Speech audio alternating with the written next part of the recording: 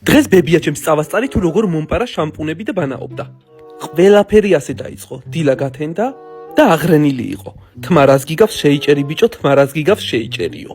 დავიღალე ბებო შენი ერთი და იგივე საუბრით. რა გინდა ბოლოს და ბოლოს არ ვიჭრი ამ თმას და შემარგე ეს ცხოვრება თქო. ბებია ჩემის ჯიბრზე გავქანდი სითიმოლში. სადაც მდებარეობს PL Naturals-ის პროდუქტი, თმის მოსავლელი.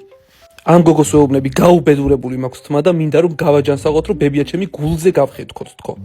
აქვე გავიგე ის რომ საქართველოში მზადდება და ამან უფრო გამახარა. რაც მთავარია ქართული როზმარინით და დანარჩენი ინგრედიენტები ფრანგული. რა კარგად ჟღერს? განამშურს ან რაღაც, მაგრამ ამ PL Naturals იმდენი ფილიალი ქონია სხვადასხვა მოლში. ღმერთმა ყველას მისცეს.